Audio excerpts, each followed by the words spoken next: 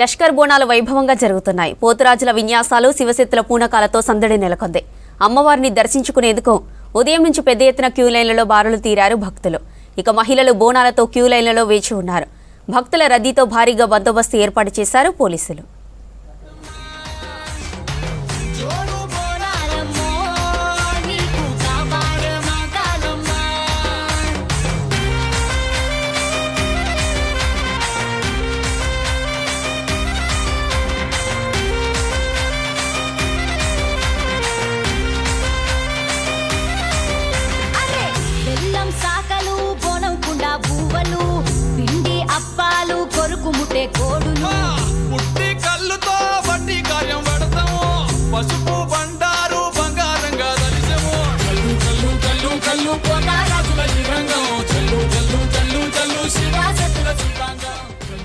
లష్కర్ బోనాలు వైభవంగా జరుగుతున్నాయి.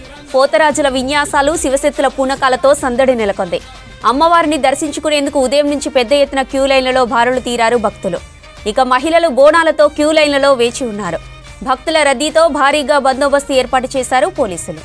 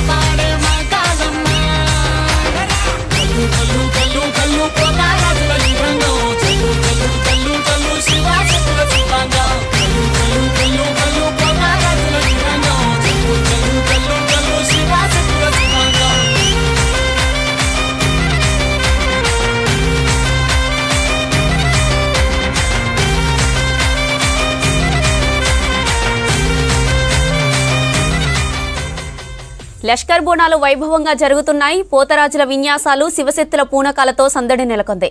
అమ్మవారిని దర్శించుకునేందుకు ఉదయం నుంచి పెద్ద ఎత్తున క్యూ లైన్లలో బారులు తీరారు భక్తులు. ఇక మహిళలు బోనాలతో క్యూ లైన్లలో వేచి ఉన్నారు. భక్తుల రద్దీతో భారీగా బందోబస్తు ఏర్పాటు చేశారు పోలీసులు.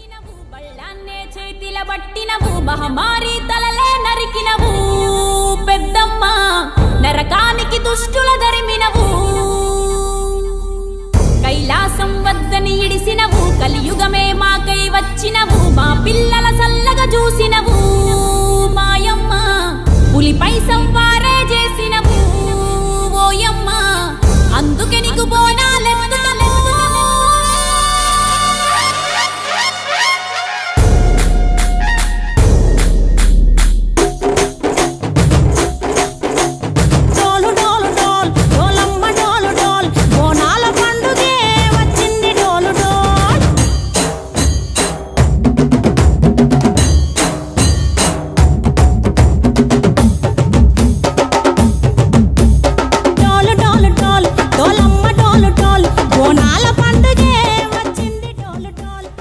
రైటిక ఆలయం నుంచి మరింత సమాచారం చంద్రవ అందిస్తారు. చంద్రవ, ఓవర్ టు యూ. అందరికీ శనార్థులు, తెలంగాణ పబ్లిక్ అందరికి ఇట్లా బోనాల పండుగ శుభాకాంక్షలు. మొదలు ఈరోజు బోనాలు, రేపు జాతర. సికింద్రాబాద్ మంకలమ్మ జాతర కాడికి అందరు బోనాలు ఎత్తుకొని వస్తున్నారు. పబ్లిక్ అంతా దర్శనాలకు పోతున్నారు. అంటే నేను పోతా, నేను చూస్తే నేను దర్శనం చేసుకుంటా, అమ్మవారిని నేను దర్శనం చేసుకోవద్దాని దబదబ నడిచి వచ్చిన. పబ్లిక్ షాన్ ఉన్నారు, లైన్లు పెద్దగా ఉన్నాయి. నడుముని పోదామండి, మనం ఇట్లా దర్శనం చేసుకుందాం. అట్లనే దర్శనం చేసుకున్నతో పాటు అమ్మవారికి ఎవరెవరు బోనం తీసుకొచ్చిండ్రు, ఎవరెవరు ఏమేమి మొక్కులు మొక్కుకుంటున్నారు, ఏడికెంచి వచ్చిండ్రు, ఇవన్నీ అరుచుకోవాలి కదా. పబ్లిక్ అందరు మస్తు మంది వచ్చిండ్రు. అందరిని పలకరిద్దామంటాను వచ్చిన. చిన్న చిన్న పోరలు 10వ తరగతి ఆరా పిల్లలు, డిగ్రీ వాళ్ళ పోరలను చూసి 10వ తరగతి అనుకున్నా. మా ఊర్లో పోరలు 10వ తరగతికి ఇట్లుంటారు మంచిగా. వీళ్ళంతా డిగ్రీ పొటిపాటి పిల్లలు, అప్పుడే డిగ్రీకి వచ్చిండ్రు. ఓ మీ పిల్లగాంత అయితే డిగ్రీ ఇట్లా అయిపోయినారు. దండం పెట్టుకొని వచ్చిండ్రు అమ్మవారికి. ఎక్కడ వాళ్ళు లోకల్ పిల్లలు ముద్దుగా అమ్మవారికి దండం పెట్టుకుందామంటాను వచ్చిండ్రు. ఇగో నీళ్లు మంచిగా వచ్చిన వాళ్ళకి పోయిన వాళ్ళకి అందరికి నీళ్లు సరిగ్గా చేస్తున్నాం అన్న. నమస్తే, బాగున్నావని? బాగున్నామ్మా. ఏం పేరు? నా పేరు నారాయణ. ఎంతమందికి ఇచ్చిన పొద్దుగాల నీళ్ళు మొత్తం మందికి ఇస్తాను ఇస్తూనే ఉన్నారు. ఎన్ని తీసుకొచ్చిండ్రు మొత్తం నీళ్ళు? ప్యాకెట్లు 5 గంటలకి ఇస్తూనే ఉన్నారు. ఇస్తూనే ఉన్నాము. సత్యనారాయణ కోమరయ్య అన్న మంచిగా నీళ్ళు ఇచ్చేటోళ్ళు అందరితో మాట్లాడినాక చెల్లె లైన్లో ఇట్లా ఇలా పడుతున్నావు నువ్వు. మా రూట్ అదే క్రౌడ్ అట్లా పాపం పోలీసులను ఇట్లా లైన్ల నుంచి పంపిస్తున్నారు. పాపం మా చెల్లె ఎస్ఐ ఆయన ఇట్లా లైన్లో వస్తున్నారు. అన్న నమస్తే, ఎడికించి హైదరాబాద్ నుంచి ఏ మొక్కనికి వచ్చినామన్నా?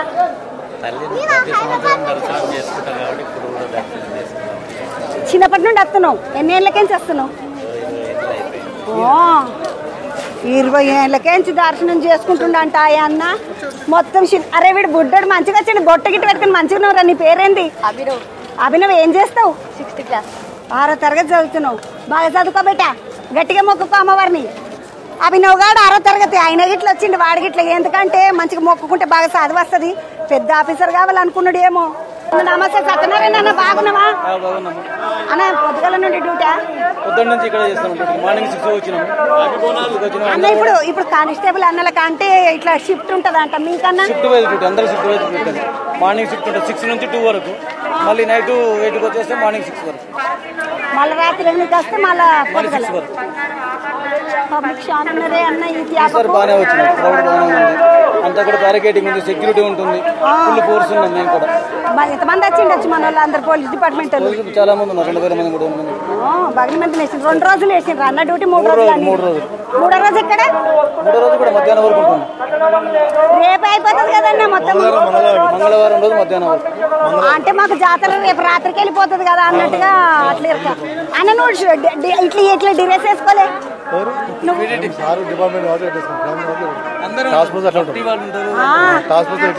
డ్రెస్ వేసుకొని పోలీస్ అన్న. అమ్మో దొరికేనా ఈ రోజు? ఇంకా దొరకలే. ఇంకా రాలే వాళ్ళు మెల్లగా లేచి వస్తారేమో. రాత్రి బాగుంటది, రాత్రికి జోరు వాళ్ళు దిగుంటారు రాత్రికి. 3 రోజులు కంటిన్యూ ఉంటుంది. నమస్తే బుజ్జి, ఏం చదువుతున్నావు బేటా? డిగ్రీ. తెలుగు వచ్చా? స్టూడెంట్. తెలుగు అర్థమవుతుంది. మొక్కనికి వచ్చినావా? ఇప్పుడు ఏం మొక్కుకోనికి వచ్చినావు? కాళీమాతను మొక్కుకోనికి వచ్చిందంట పాపం చెల్లెలు. అన్న నమస్తే. ఏడికెంచన్న? నారాయణగూడకి ఇంత దూరం వచ్చినవా అన్న? మన గుడికాడ ఇంటికాడ గుడి లేకపోయినా ఆడ వచ్చేవారు. ఇక్కడ స్పెషల్ అన్న. ఏం కొలు చేస్తుంటివి? ఏం కథ? లైట్ ఫిట్ చేసి ఎలక్ట్రీషియన్ డ్యూటీ చేసి ఈడ. మరి అమ్మవారికి ఏమైనా పని చేసినవా లేకపోతే ఇక్కడికి ఎప్పుడన్నా వచ్చి పని చేస్తుంటివా? 2 ఏళ్ల నుంచి వస్తున్నాం. మా అక్క చూడండి. బాగున్నావక్క? బాగున్నాక. ఏం మొక్కుకొని వచ్చినావు? మన్మరాలు పెన్లా మన్మన్ పెన్లా? మన్మరాలది ముందు పంపుదాం అనుకుంటున్నావు చూడు. మన్మన్కి వెయ్యొద్దా? చేస్తా, మన్మన్కి చేస్తా, మన్మరాలకి చేస్తా. ఏం మొక్తా మరి? చేపకు ఏం మొక్తా? మంచిగా ఉండాలని మొక్తా. నువ్వు నీ ఆరోగ్యం మొక్కుకో. ఎమ్మ మొదలు మన్మరాలు పెయిన్లు అది ఎట్లనన్నా అవుతుంది కానీ అయితే మన్మరాలు అయితే మన్మంది అయితే నా ఆరోగ్యం కూడా మంచిగా ఉండాలని మొక్తా. మంచిగా అమ్మవారికి మొక్కుకో. ఏం పేరు బుజ్జి? శిరీష. శిరీష, ఎట్లా అనిపిస్తుంది ఇక్కడ బోనాల పండుగకు? చాలా బాగుంటది. నేను పుట్టినది ఇక్కడే, అది ఇక్కడే మా మమ్మీ వాళ్ళది. చాలా బాగా అవుతుంది. ఎప్పుడు వస్తావు? ప్రతి సంవత్సరం కంపల్సరీ. ఎక్కడ మరి? తుర్కెంజల్. తుర్కెంజల్కి ఎంచి వచ్చింది మే తల్లి. ఇప్పుడు నువ్వు వస్తావు, మీ అత్తగారులను అందరిని గుంజుకురానట్టు అందరు వచ్చారు. దర్శనానికి తీసుకురావద్దా? మరి దర్శనానికి కొంచెంసేపు అయ్యాక వస్తా అన్నారు వాళ్ళు, నేను వచ్చేసాను. పబ్లిక్ మస్త్ అవుతుంది మళ్ళీ జరసేపు అయితే. ఈ బుడ్డలకు ఇట్లా ఏమైనా తినబెట్టినవా మరి? తినిపించేది. ఎందుకంటే మనకు తెలంగాణ బోనాలు ఎట్లుంటది అంటే మంచిగా తిన్నాక చేసినాక ఇట్లా రావచ్చు, అమ్మవారికి దర్శనం చేసుకోవచ్చు. అమ్మలకి ఎట్లుంటది? పిల్లలు తింటేనే కడుపు నిండా నిమ్మలం ఉంటది కదా అమ్మలకు. అందుకే ఆ అమ్మకి ఇట్లా మనం తినొచ్చినా కూడా నిమ్మలమే. ఒక పొద్దు ఉండాలి అన్న ఆలోచన ఏమి ఉండదు. అక్క నమస్తే. ఏడికెంచక్క? మెహదీపట్నం. బాగానే దూరంకెంచి వచ్చారు మెహదీపట్నం. అక్క దర్శనంకేనా బోనాలు గిట్లు? దర్శనంకి. ఎంతమంది వచ్చిండ్రు? 7 ఏమైనా మొక్కుకుంటున్నావా మరి? చూడాలని. మీ ఊరేడా? నర్సపూర్కి హైదరాబాద్కి ఈరోజు పండగకి వచ్చినవా? ఓ మీ తమ్మును ఓపిక చూడుండి అమ్మ. మా సంగారెడ్డి పక్కకుంటుంది నర్సపూరు కదా తమ్మి. ఆడికెంచి మొక్కుకొని వచ్చినావా? అక్కోళ్ళ ఇంటికి దావతికి వచ్చి అట్లకెంచి అట్లా పని స్వామి కార్యం కార్యం రెండు గంటామనుకున్నాడు. అక్కోళ్ళ ఇంటికి ధూమ్ధాము, ఈడనేమో లోపలనేమో దర్శనము. ఎంత ఆలోచన. మీ ఏమైనా తీసుకురావద్దా మరా? ఉన్నదా లైన్లో? బోనం తీసుకుపోయింది మంచిగా. వాళ్ళ ఆమెనేమో బోనం ఎత్తుకపోయింది. ఇప్పుడు మా సంగారెడ్డిలకు బోనాలు ఎత్తుకొని మంచిగానే వస్తాయి. నర్సపురాలు అంటే మా దిక్కోలే. బాగున్నా అతన్ని ఏం చేస్తావు? ఎట్లా అనిపిస్తున్నది దర్శనంకి వస్తే? ముందు వచ్చినావు ఎప్పుడన్నా? ఏ ఊరు మీది? బోయినపల్లికి నుంచి ప్రతి సంవత్సరం వస్తాడంట తమ్ముడు. అన్న నమస్తే, పేరేంది? శ్రీహరి అన్న. ఏం చేస్తావు? Textile shop. ఈడనే దర్శనంకి వచ్చినావు. ఏమైనా మొక్కుకుంటావా అన్న? అందరు మంచిగా ఉండు చాలు. మంచిగా మొక్కుకున్నోళ్ళు మొక్కుకోనోళ్ళు దేవుని చూస్తామంటే వాళ్ళు పండుగ పూట అసలు పబ్లిక్ ఎట్లుంటారు చూద్దాం అనేటోళ్ళు కూడా చాలా మందే వస్తారు ఈరోజు.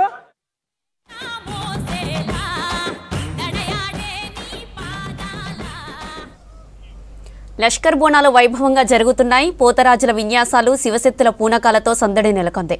అమ్మవారిని దర్శించుకునేందుకు ఉదయం నుంచి పెద్ద ఎత్తున క్యూ లైన్లలో బారులు తీరారు భక్తులు. ఇక మహిళలు బోనాలతో క్యూ లైన్లలో వేచి ఉన్నారు. భక్తుల రద్దీతో భారీగా బందోబస్తు ఏర్పాటు చేశారు పోలీసులు.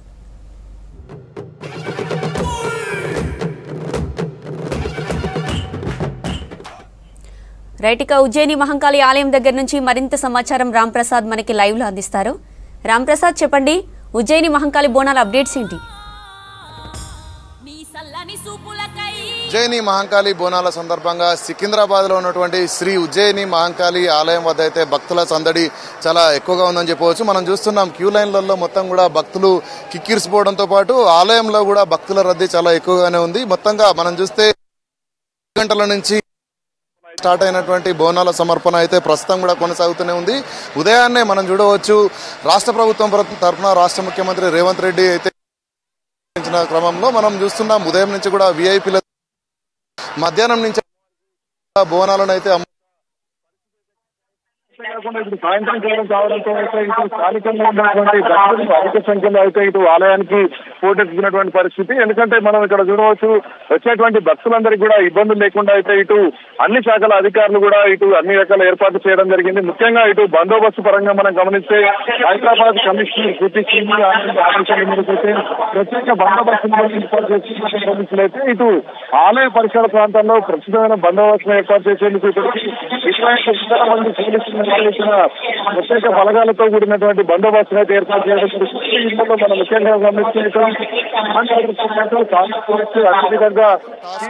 అదేవిధంగా సి టీమ్స్ ముఖ్యంగా మనం చూస్తే ఇటు ర్యాపిడ్ యాక్షన్ ఫోర్స్ కు సంబంధించినటువంటి అన్ని రకాల వింగ్లను కూడా ఇక్కడ అధికారులు అయితే బందోబస్తు కోసం ఇక్కడ రంగంలో దిగినటువంటి పరిస్థితి. అంతేకాకుండా ఇటు మనం చూస్తున్నాం ఆలయ పరిసర ప్రాంతాలు అన్ని కూడా భక్తులతో రద్దీతో అయితే కిటకిటలాడినటువంటి దృశ్యాలను మనం చూడవచ్చు. అంతేకాకుండా ఉదయం నుంచి కొనసాగుతున్నటువంటి యొక్క బోనాల సమర్పణలో అయితే ఉదయం నుంచే ఇటు భక్తులు అదేవిధంగా శివసత్తులు ముఖ్యంగా మనం చూస్తే పోతరాజుల విన్యాసాలతో అయితే ఇటు మహంకాళి ఆలయం అంతా కూడా ఇక్కడ జనసందోహంతో కిటకిటలాడుతున్నటువంటి పరిస్థితి అయితే కొనసాగుతుంది. అంతేకాకుండా ఉదయం నుంచి కూడా భక్తుల రద్దీ పెరిగిన క్రమంలో ఇటు పోలీసులు కూడా ప్రత్యేక భద్రతను కల్పించారు. ముఖ్యంగా ఇటు పోలీసు భద్రతతో పాటు సీసీ కెమెరాలతో కూడా ప్రత్యేక పర్యవేక్షణతో కూడినటువంటి నిఘాను కూడా ఉదయం నుంచి పోలీసులు అయితే మనం చూడవచ్చు. మహంకాళి పోలీస్ స్టేషన్లో ప్రత్యేక కమాండ్ కంట్రోల్ను ఏర్పాటు చేసి ఇటు సీసీ కెమెరాల ద్వారా అయితే ఇక్కడ ఉన్నటువంటి అధికారులు ఎప్పటికప్పుడు పర్యవేక్షిస్తున్న పరిస్థితి. అంతేకాకుండా ఇటు వచ్చేటువంటి భక్తులకు మనం చూస్తున్నాం వాటర్ బోర్డు నుంచి అయితే ఇప్పటికే 12 సెంటర్లను కూడా ఏర్పాటు చేసి 8 లక్షలకు పైగా వాటర్ ప్యాకెట్లను అందుబాటులో ఉంచి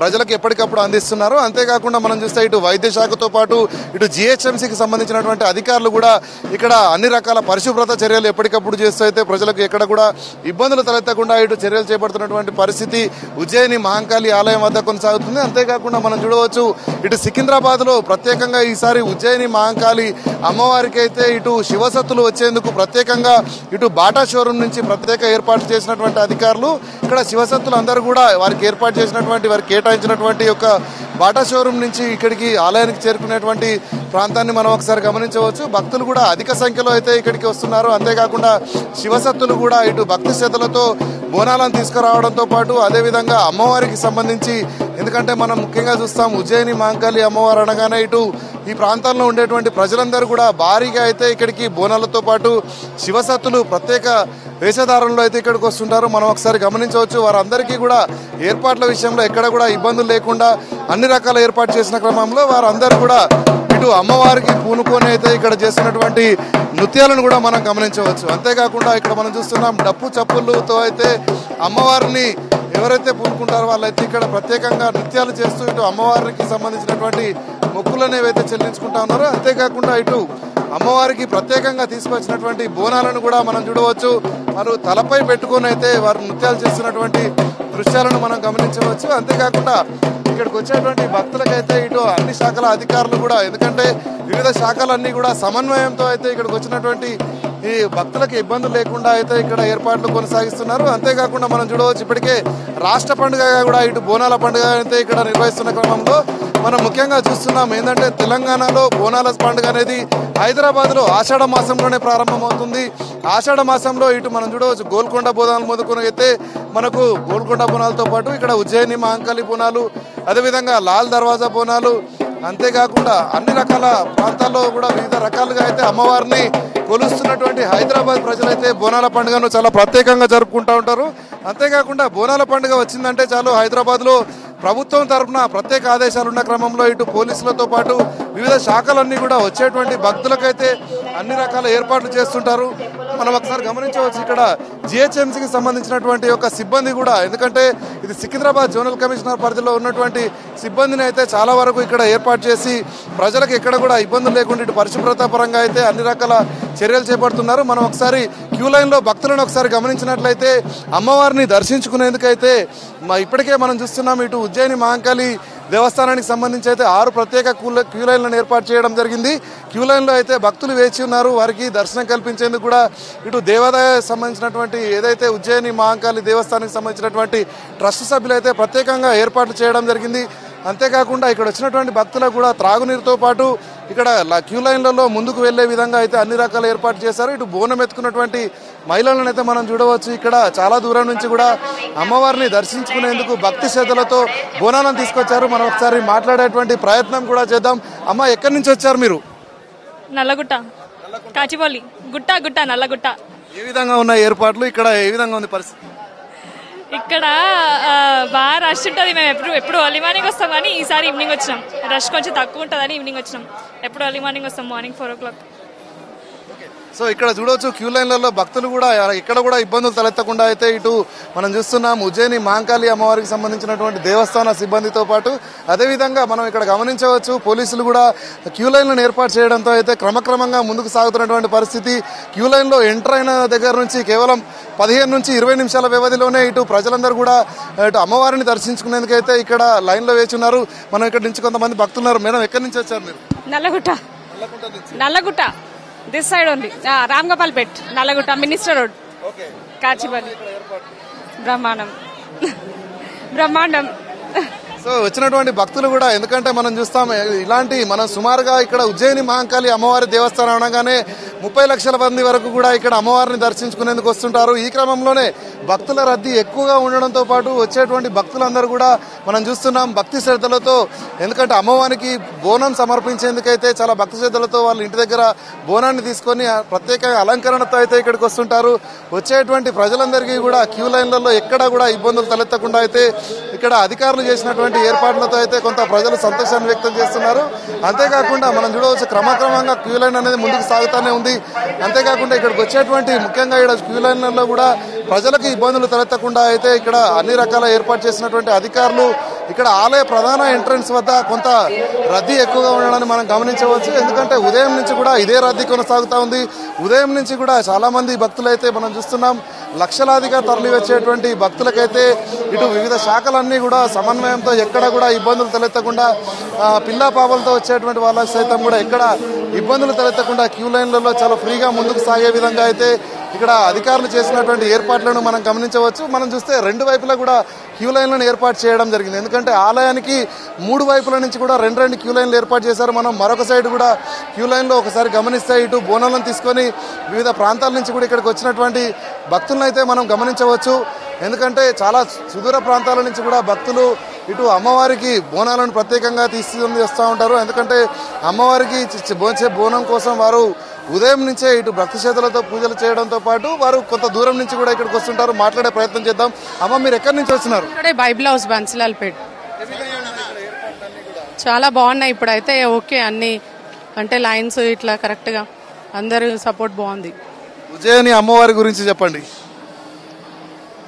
అంటే ఇక్కడ మేము ఎవ్రీ వీక్ అంటే ఇక్కడ ఎవ్రీ ఇయర్ బోనాలు తీసుకొని వస్తాం అనమాట. ఎవ్రీ ఇయర్ చేస్తారు. అమ్మవారి కృపా కటాక్షాలు ఏ విధంగా ఉంటాయి? ఇక్కడ ఉన్న ప్రాంత వాళ్ళు ఎక్కువ ఇక్కడ చాలా బాగుంటాయి. ఎక్కడెక్కడి నుంచో అంటే ఊర్ల నుంచి అట్లా అందరు ఫెస్టివల్, చాలా పెద్ద ఫెస్టివల్, అందరు ఒక పెద్ద పండగ లాగా చేసుకుంటాం అనమాట. ఒక అందరు రిలేటివ్స్ ని పిలుచుకొని అట్లా. సో మొత్తంగా మనం చూస్తే వచ్చినటువంటి భక్తులందరూ కూడా చాలా సంతోషం వ్యక్తం చేస్తున్నటువంటి పరిస్థితి. ఎందుకంటే ఇక్కడ ఉన్నటువంటి ఏర్పాట్లను మనం ప్రధానంగా గమనిస్తే లక్షలాదిగా తరలి వచ్చేటువంటి భక్తులకైతే ఎక్కడ కూడా ఇబ్బందులు తలెత్తకుండా ఇటు అధికారులు చేసినటువంటి ఏర్పాట్లతో అయితే కొంత సంతోషం వ్యక్తం చేస్తున్నటువంటి పరిస్థితి. క్యూ లైన్లలో కూడా ఎక్కడ కూడా ఇబ్బందులు పడకుండా మనం చూస్తున్నాం. అడుగడుగునా కూడా వారికి వాటర్ ప్యాకెట్లు అందించడంతో పాటు ఇటు వైద్య శాఖకు సంబంధించినటువంటి సిబ్బంది కూడా అందుబాటులో ఉండి వారు ఎక్కడ కూడా ఇబ్బందులు పడకుండా అయితే ప్రత్యేకమైనటువంటి ఏర్పాట్లు అనేటివి కూడా ఇక్కడ ఉజ్జయిని మహంకాళి ఆలయం చుట్టూ పరిసర ప్రాంతాలతో పాటు అదేవిధంగా మనం చూస్తున్నాం ఇక్కడికి వచ్చేటువంటి ప్రజలకు ప్రధానంగా ట్రాఫిక్ ఆంక్షలు లేకుండా అయితే ట్రాఫిక్ సిబ్బంది కూడా ప్రత్యేకంగా కొన్ని ట్రాఫిక్ డైవర్షన్స్తో పాటు చాలా ప్రాంతాలలో ట్రాఫిక్ సంబంధించినటువంటి ఇప్పటికే ట్రాఫిక్ అడ్వైజరీని కూడా విడుదల చేసినటువంటి ట్రాఫిక్ అధికారులు అయితే ప్రజలకు ఇబ్బంది లేకుండా అయితే ప్రత్యేకమైన ఏర్పాట్లు చేసినటువంటి పరిస్థితి అయితే ఉజ్జయిని మహంకాళి ఆలయం అంతా కొనసాగుతుంది. Jyothi. Right Ram Prasad, thank you.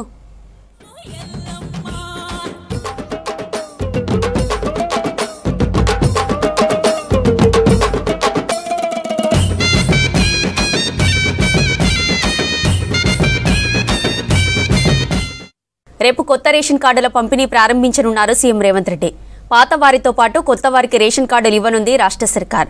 Suryapet జిల్లా తిరుమలగిరి నుంచి కార్డుల పంపిణీ మొదలు కానుంది. రాష్ట్రంలో 10 ఏళ్ల విరామం తర్వాత భారీ స్థాయిలో కొత్త రేషన్ కార్డులు ఇవ్వబోతోంది సర్కార్. ఇందుకోసం సూర్యాపేట జిల్లా తుంగతుర్తి నియోజకవర్గం తిరుమలగిరి మండల కేంద్రం వేదిక కాబోతుంది. రేపు ముఖ్యమంత్రి రేవంత్ రెడ్డి చేతుల మీదుగా కొత్త కార్డుల పంపిణీ ప్రారంభం కానుంది. గత 10 సంవత్సరాలుగా రేషన్ కార్డు లేని లబ్ధిదారులకు ఇప్పుడు కొత్త కార్డులు అందించనుంది రాష్ట్ర ప్రభుత్వం.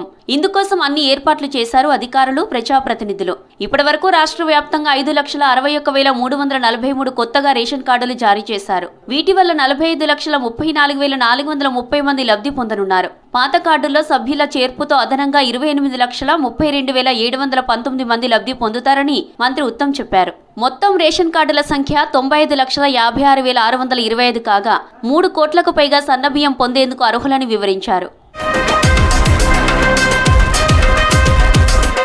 గతంలో కేంద్ర ప్రభుత్వం జారీ చేసిన ఎన్ఎఫ్ఎస్ఏ కార్డులు 55 లక్షలు కాగా రాష్ట్ర ప్రభుత్వం అప్పట్లో జారీ చేసిన అదనపు కార్డులు 30 లక్షలు. బీఆర్ఎస్ హయాంలో చివరి వరకు రాష్ట్రంలో ఉన్న మొత్తం కార్డులు 89.95 లక్షలు. కాంగ్రెస్ ప్రభుత్వం అధికారంలోకి వచ్చిన తర్వాత జనవరి 26న గణతంత్ర దినోత్సవం సందర్భంగా సీఎం రేవంత్ రెడ్డి కొత్త కార్డుల ప్రకటన చేశారు.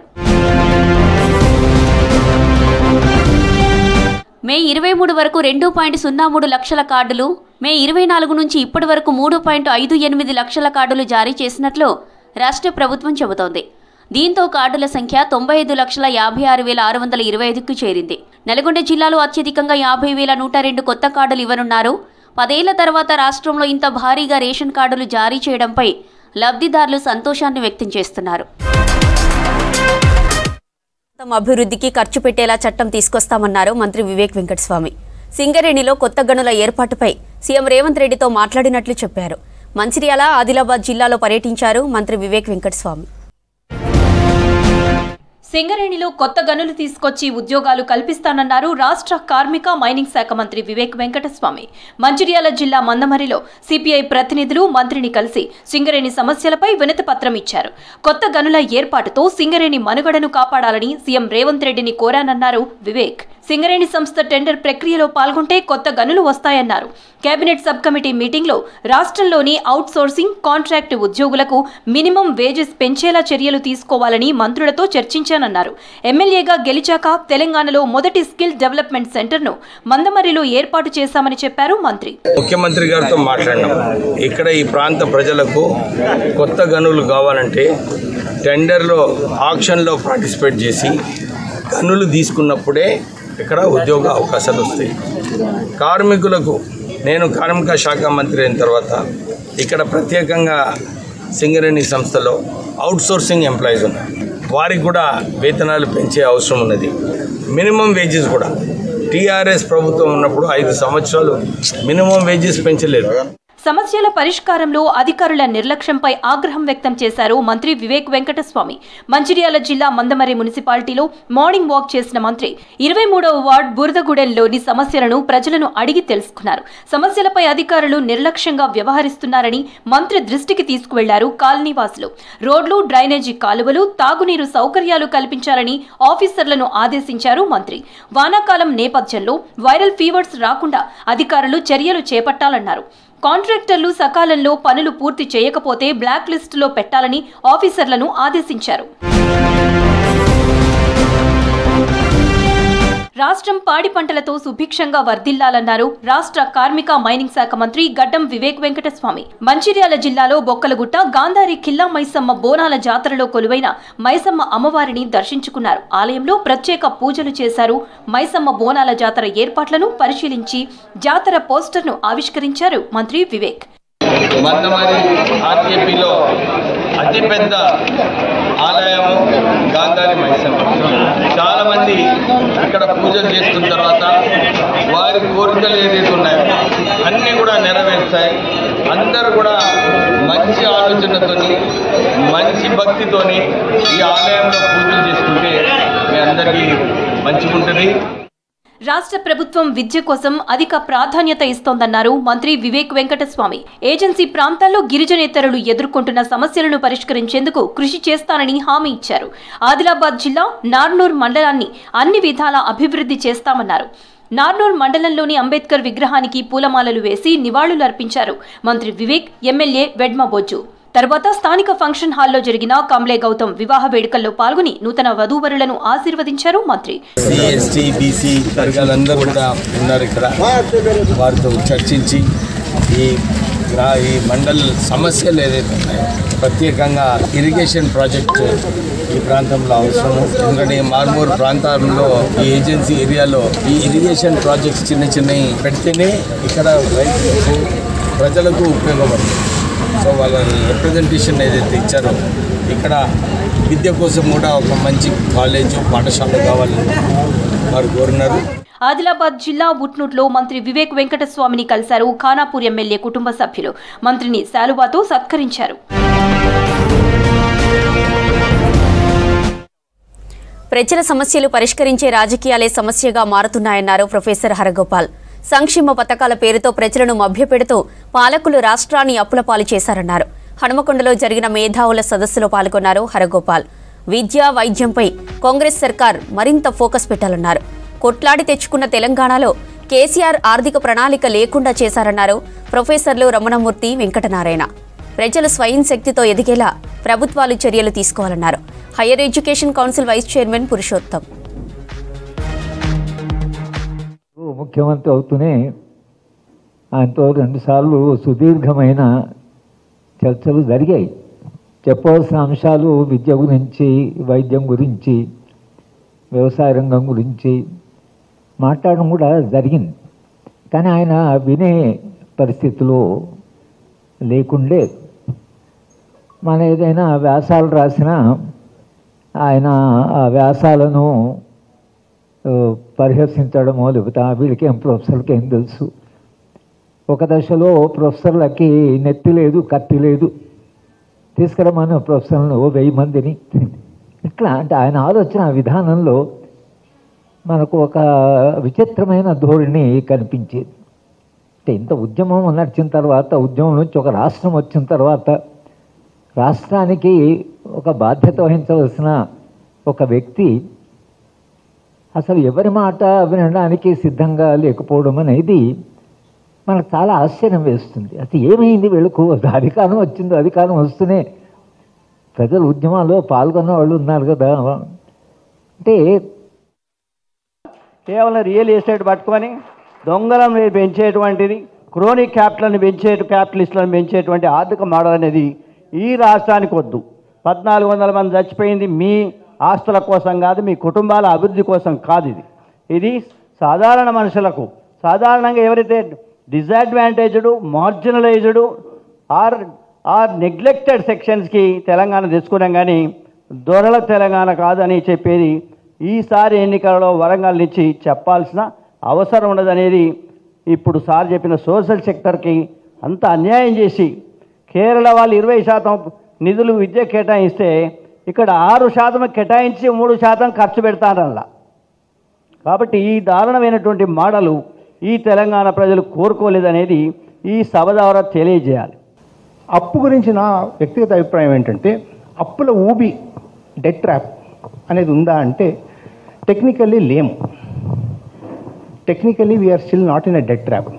అండ్ అప్పు అనేది తప్ప అంటే అప్పు చేయని దేశమే లేదు. అప్పు అనేది వ్యక్తుల గురించి, కంపెనీల గురించి మనకి ఉండే అవగాహనకిను ప్రభుత్వాలు చేసే అప్పుకి తేడా ఉంది మౌలికంగా. ఎందుకంటే దేశాలకి, రాజ్యాలకి ఒక జీవితకాలం అంటూ లేదు, అవి నిరంతరం కొనసాగే వ్యవస్థలవి. అదే వ్యక్తులుగా, సంస్థలుగా వాటికి ఒక డిస్క్రీట్ టైం ఉంటుంది. కాబట్టి వాటి అప్పులు వేరు, అవి నిర్వహించే తీరు వేరు. కానీ దేశాలకి అప్పులు మాత్రం ఆ అప్పులు తీసుకునేవి ఎట్లా వాటిని వాడుకుంటారు, వేటి కోసం వాడతారు అనేది చాలా ముఖ్యం. ఇప్పుడు ఫారిన్ పోతారు మనోళ్ళందరూ, ఫారిన్ పోయి కంపెనీలు తెస్తా అంటారు. మనోళ్ళేమో ఫారిన్ కంపెనీలేమో మన దిక్కు వస్తున్నాయి, మన పిల్లలేమో ఫారిన్కి పోతున్నారు మొత్తం. అరే వీడు ఇంజనీరింగ్ చేసి అక్కడ లేబర్ పని చేస్తున్నారు అక్కడ పోయి. ఈ భారతీయ యూత్ అంతా బయట దేశంలో లేబర్ పని చేయడానికి పనికొస్తారు తప్ప ఇక్కడ పనికొస్తలేరు. ఎందుకంటే ఆ రకమైన ఎడ్యుకేషన్ ఇక్కడ మనం అందియలేదు. హైదరాబాద్ అమెరికా కంటే ఎక్కువ అభివృద్ధి చెందింది. ఏ గేట్ కాడికి పోయినా ఒక్క తెలంగాణోడు కూడా కనబడతలేడు.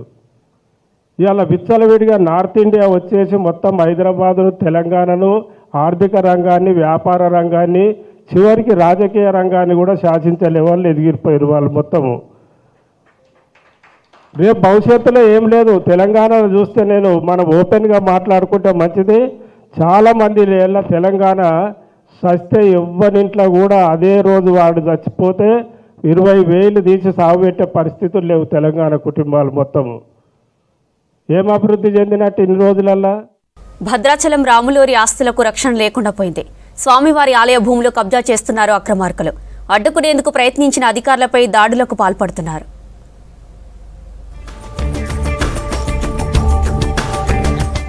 భద్రాచలం సీతారాముల వారి భూములకు రక్షణ కరువైంది. దేవుని మాన్యం యథేచ్ఛగా ఆక్రమణకు గురవుతోంది. అనుమతులు లేకుండా కొందరు శాశ్వత నిర్మాణాలు చేస్తున్నారు.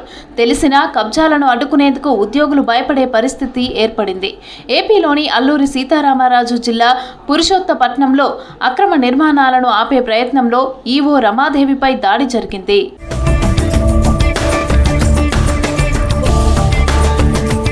గతంలో దేవుడి భూమిని ఉపయోగించుకుంటే డ్యామేజీ ఛార్జీల పేరిట దేవస్థానానికి వార్షిక కౌళ్లను చెల్లించేవారు రైతులు. ఇదే అదునుగా జామాయిల్ తోటల పెంపకం చేపట్టి 5-6 ఏళ్లు సాగులో ఉండేవారు. తర్వాత కౌళ్ల చెల్లింపు ప్రక్రియ ఆగిపోయింది. ఆ భూముల్లోకి దేవస్థానం ఉద్యోగులు వెళ్లలేని పరిస్థితి ఏర్పడింది. 15 ఏళ్ల క్రితం న్యాయబద్ధంగా కొంత భూమిని పురుషోత్తపట్నం వాసులకు అమ్మాలని ప్రతిపాదనలు వచ్చినా గిరిజన చట్టాల వల్ల సాధ్యపడలేదు. దేవస్థానానికి చెందిన 100 ఎకరాల్లో గోశాల షెడ్లు నిర్మిస్తూ ఉండగా ఈ పనులను పురుషోత్తపట్నం వాసులు పలుసార్లు అడ్డుకున్నారు. దాడులు చేస్తున్నారు. అక్కడ పోలీసు యంత్రాంగం వెనకుంటుంది. అక్కడ రెవెన్యూ డిపార్ట్మెంట్ కూడా పట్టించుకోవడం లేదు. మరి దేవుడి భూముల్ని కాపాడాల్సినటువంటి ప్రభుత్వ యంత్రాంగం కూడా మరి నిమ్మకు నీరెత్తినట్టు ఉంటుంది. అంటే దీని వెనకాల రాజకీయ శక్తులు ఉన్నాయి, నో డౌట్. అటు వైఎస్ఆర్సీపీ కావచ్చు, ఇటు తెలంగాణ తెలుగుదేశం పార్టీ కావచ్చు, మరో పార్టీ కావచ్చు, వాళ్ళందరూ రైతులకు ఎంతో కొంత అండగా లేకపోతే ఈ దుస్థితి తలెత్తదు. కాబట్టి దీనికి శాశ్వత పరిష్కారం కావాలి. రైతులకి మరి దాన్ని అమ్మి వెలకెట్టి అయినా డబ్బులు తీసుకొని మరి చంద్రబాబు సర్కారు వేరే చోట టెంపుల్ ల్యాండ్ అన్న ఇవ్వాలి. సీతారాములూరికి తెలుగు రాష్ట్రాల్లో 1340 ఎకరాల భూమి ఉంది. ఇందులో 1100 ఎకరాలకు పైగా ఆక్రమణకు గురయ్యింది. అధికారులు కొంత భాగం స్వాధీనపరుచుకున్నప్పటికీ మళ్లీ ఆక్రమణలు ఉన్నాయి. తెలంగాణలోని ఉమ్మడి ఖమ్మం, మెదక్ జిల్లాల్లో 299 ఎకరాల భూమి సీతారాముల పేరిట ఉంది. ఇందులో 200 ఎకరాలు కబ్జా అయింది. ఏపీలోని ఉమ్మడి కృష్ణా, గుంటూరు, ప్రకాశం, తూర్పుగోదావరి, పశ్చిమ గోదావరి, కర్నూలు జిల్లాల్లోని 1048 ఎకరాల్లో 900 ఎకరాలు ఆక్రమణలో ఉంది. ఒక్క అల్లూరి సీతారామరాజు జిల్లా ఏటపాక మండలం పురుషోత్తపట్నం పంచాయతీ పరిధిలోనే 889.50 ఎకరాల భూమి దేవుడి పేరిట నమోదైంది.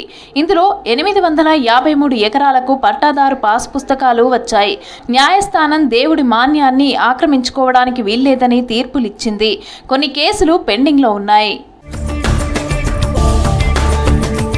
భద్రాచలానికి సరిహద్దున ఉన్న ఏపీలోని అల్లూరి జిల్లా ఏటపాక మండలం పురుషోత్తపట్నం గ్రామంలోని రామయ్య భూముల్లో అక్రమ నిర్మాణాలు జరుగుతున్నా రాష్ట్ర అధికారులు అక్కడికి వెళ్లలేకపోతున్నారు.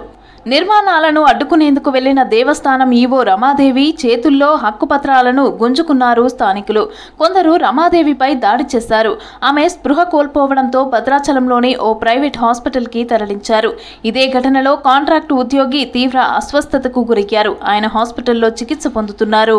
ఆంధ్రాలో ఉన్నటువంటి పోలీస్ అధికారులు ఎవరైతే ఉన్నారో సిఐ గారు కానీ ఎస్ఐ గారు కానీ తూతు మంత్రంగా రక్షణ కల్పించారు తప్ప తెలంగాణ అధికారులకి ఎప్పుడు పూర్తి స్థాయిలో రక్షణ కల్పించలేదు.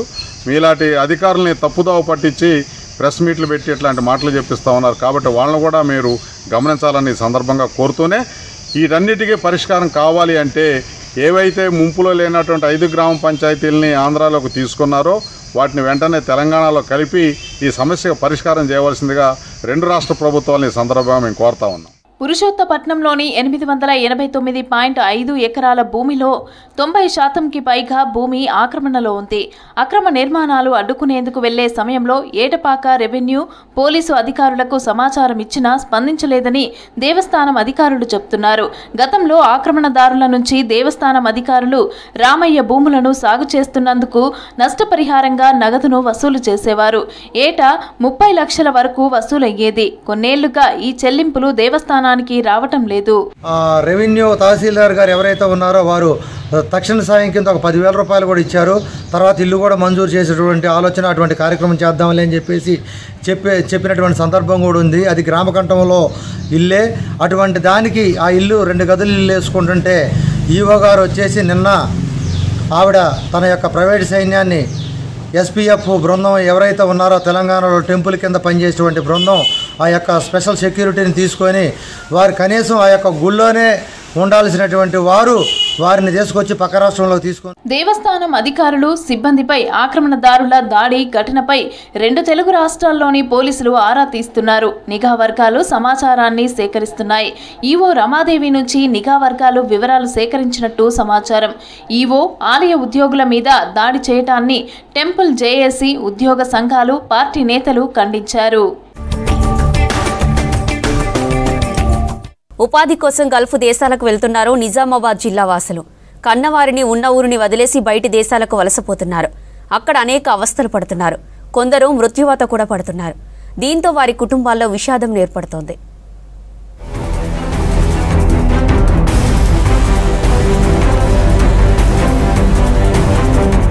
నిజామాబాద్ జిల్లా వేల్పూర్ మండలం పచ్చలనడ్గుడ గ్రామానికి చెందిన ఇద్దరు గల్ఫ్లో 15 రోజుల వ్యవధిలో ప్రాణాలు కోల్పోయారు. పచ్చలనడ్గుల గ్రామానికి చెందిన సాబీర్ అలీ, బోజకిషన్ కొద్ది సంవత్సరాల కిందట ఉపాధి కోసం సౌదీ అరేబియా వెళ్లారు. 15 రోజుల క్రితం సాబీర్ అలీ గుండెపోటుతో చనిపోయాడు. అతని అంత్యక్రియలు అక్కడే జరిగాయి. బోజకిషన్ సాబీర్ అలీ అంత్యక్రియలకు వెళ్లాడు. సాబీర్ అలీ చనిపోయిన విషయాన్నే పదే ఆలోచిస్తూ ఉండగా బోజకిషన్ వారం కిందట గుండెపోటు వచ్చి మృతి చెందాడు. ఆయన డెడ్ బాడీకి సొంత గ్రామంలో అంత్యక్రియలు జరిగాయి.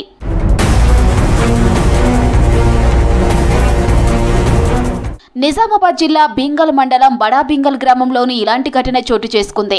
ఉపాధి కోసం వేరు దేశాలకు వెళ్లిన ఇద్దరు గ్రామస్తులు గత 7 సంవత్సరాలుగా అదృశ్యమయ్యారు. బడా బీంగల్ గ్రామానికి చెందిన ఏర్గట్ల చిట్టి, నేళ్ల రాజన్న అనే ఇద్దరు 8 సంవత్సరాల క్రితం ఉపాధి కోసం గల్ఫ్ వెళ్లారు. ఏర్గట్ల చిట్టి సౌదీ అరేబియా వెళ్లగా నేళ్ల రాజన్న బెహ్రాన్ దేశం వెళ్లాడు. 7 సంవత్సరాల నుంచి వీరిద్దరి ఆచూకీ లేదు. ఎక్కడున్నారో తెలియదు. వీరు వెళ్లిన కంపెనీ నుంచి సమాధానం లేదు. ఏజెంట్ చేతిలో మోసపోయి కేసులో ఇరుక్కొని జైల్లో ఉన్నారో, ప్రాణాలు కోల్పోయారో సమాచారం లేదు. ఈ విషయంలో కుటుంబ సభ్యులు ప్రజా ప్రతినిధుల సహకారం కోరినా స్పందన లేదు. తమ వాళ్ళు ఎప్పటికైనా తిరిగొస్తారని ఆశగా ఎదురు చూస్తున్నారు కుటుంబ సభ్యులు. ఆయన పేరు ఎర్రగట్ల చిట్టి, బడా భీమ్గా. 4 సంవత్సరాలు ఫోన్ లేక మనిషి లేక ఎవరు పట్టించుకోలేరు. ఇప్పుడు వాళ్ళన్న దయుండి మంచిగా భక్తని వాళ్ళన్న దయుండి లెంకి ఇక్కడ ఉన్నాడు అని చెప్పండి. కొంత భీమ్గల్ మండలం బడా భీమ్గల్ గ్రామం. మా ప్రాంతంలో ఎక్కువ శాతం గల్ఫ్ మీదనే ఆధారపడి ఉంటారు.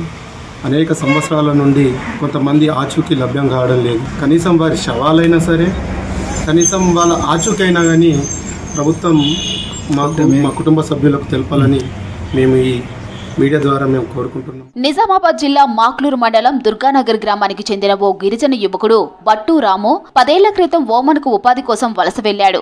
మస్కట్లో ఓ కంపెనీలో ఆఫీస్ బాయ్ గా పనిచేస్తూ ఏడాది కిందటి ప్రమాదంలో చనిపోయాడు.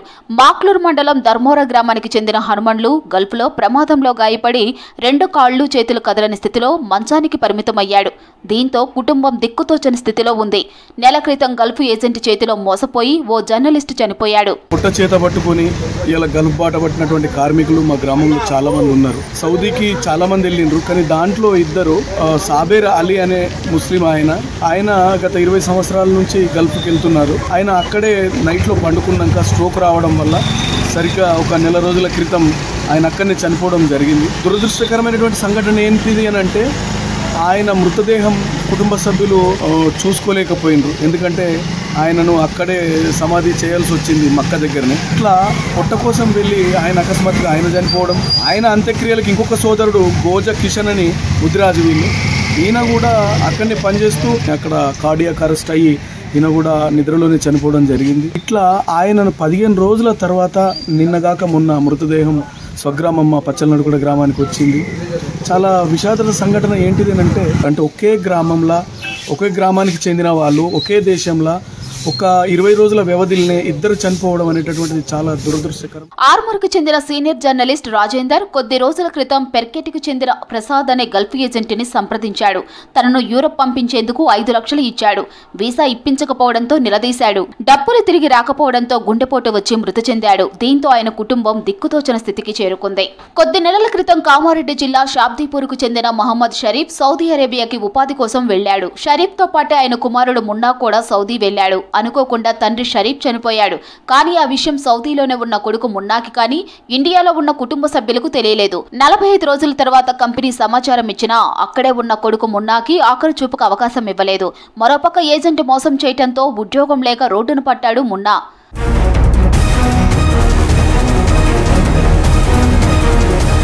గత సంవత్సరం డిచ్పల్లి మండలం గొల్లపల్లికి చెందిన మహేందర్ ఆగస్టు 1న దుబాయ్ వెళ్లాడు. కానీ ఇప్పటి వరకు ఆచూకీ లేదు.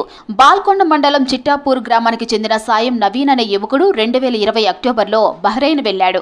ఒకరోజు ఏటీఎంలో డబ్బులు డ్రా చేస్తూ ఉండగా సహ ఉద్యోగితో గొడవ జరిగింది. ఈ ఘటనలో నవీన్ పై పోలీసులు కేసు నమోదు చేసి జైలుకు పంపారు. అప్పటి నుంచి నవీన్ బహ్రెయిన్ జైల్లోనే ఉన్నాడు. కేసు ఉపసంహరించుకోవాలని ప్రత్యర్థిని బతిమాలుతున్నారు కుటుంబ సభ్యులు. గత సంవత్సరం డిసెంబర్ మొదటి వారంలో నవీపేట మండలం జన్నేపల్లి చెందిన 20 మంది యువకులు ఏజెంట్ మోసాలకు బలయ్యారు. నకిలీ వీసాలతో వెళ్లిన వీరిని దుబాయ్ ఎయిర్పోర్ట్ నుంచి తిరిగి పంపించారు. 5 నెలల క్రితం మలేషియాలో పలు కారణాలతో చిక్కుకున్న 40 మంది వలస బాధితులని ఎంపీ అరవింద్ ఇండియాకి రప్పించారు. ఇలా వేలాది మంది ఉపాధి కోసం వలస వెళ్లి అవస్థలు పడుతున్నారు. వారి మరణాలతో కుటుంబాల్లో విషాదం నిండుతోంది.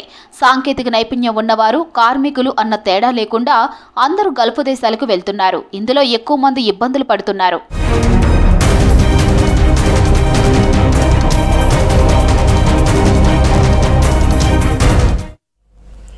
ఇవి తెలంగాణ అప్డేట్స్.